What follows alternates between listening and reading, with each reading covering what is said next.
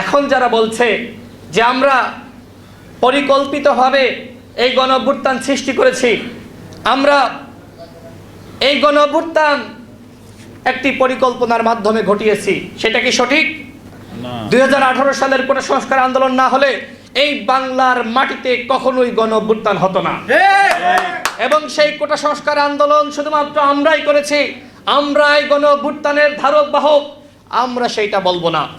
এইবার 24-এ যারা ভূমিকা রেখেছে এদের অধিকাংশই সেই 18 সালের কোটা সংস্কার আন্দোলনে ছিল। এই গণঅভ্যুত্থান আমরা সবাই মিলে ঘটিয়েছি। কিন্তু এখন কি হচ্ছে? এখন কেউ বলছে যে আমার নেতৃত্বে গণঅভ্যুত্থান হয়েছে, আমরা মাঠে না নামলে গণঅভ্যুত্থান হইতো না। গণঅভ্যুত্থানের একমাত্র রাজনৈতিক দল বলেছে না, বলেছে না, এরকম বক্তব্য আসছে। আসলে কি তাই? গণঅভ্যুত্থানের কোনো রাজনৈতিক দল নয়, এদেশের 18 কোটি মানুষ রাজপথে নেমেছে, হাসিনার পতন হয়েছে। সুতরাং এই কৃতিত্বের বাহাদুরি করে আজকে অনৈক্য সৃষ্টি করবেন না।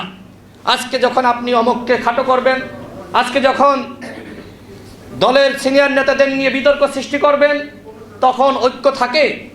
আমাদের ফারুক হাসান বলেছে যে এনসিপির একজন নেতা লাগামহীন বক্তব্য দেয়। গণঅভ্যুত্থানের আগে আমরা কেউ তাকে চিনতাম? আপনারা চিনতেন?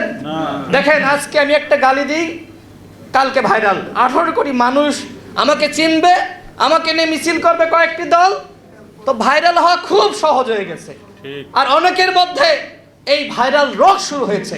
এই এনসিপির এই নেতা অনৈক্য সৃষ্টি করছে, তার ভাইরাল রোগে পেয়েছে। আমি এনসিপির নেতৃবৃন্দকে বলবো, আপনারা গণঅভ্যুত্থানে ভূমিকা রেখেছেন, ত্যাগ স্বীকার করেছেন, পুলিশের হেফাজতে নির্যাতন নিপীড়নের শিকার হয়েছেন, কিন্তু এই কতিপয় নেতার কারণে আজকে মানুষ আপনাদের নিয়ে প্রশ্ন করার সুযোগ পাচ্ছে। আমি সর্বশেষ বলবো, বন্ধুগণ, এই মুহূর্তে দরকার একতা। একতা ছাড়া কোনোভাবে এই গণঅভ্যুত্থান আমরা রক্ষা করতে পারবো না। আমরা আজকে বিভক্ত হয়ে গিয়েছি।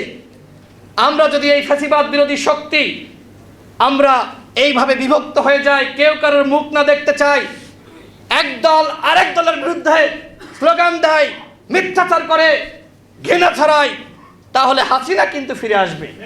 এই মুহূর্তে সব থেকে সুখে রয়েছে আওয়ামী লীগ, এই মুহূর্তে সব থেকে আনন্দ উদযাপন করছে হাসিনা, কারণ গণঅভ্যুত্থানের শক্তি কাদা ছোড়াছুরি শুরু করেছি। গণঅভ্যুত্থান সবসময় আসে না। 90 একবার হয়েছে, 71-এ যুদ্ধ হয়েছে, এরপরে 24-এর গণঅভ্যুত্থান। এখন যদি কেউ মনে করে যে আবারও সামনে নেমে আগামীতে যে ক্ষমতায় আসবে তাকে ফেলিয়ে দেব, এত সহজ না। যখন মানুষের স্বপ্ন পূরণ হবে না, আপনি যতই ডাকেন মানুষ আপনার আহ্বানে নামবে না।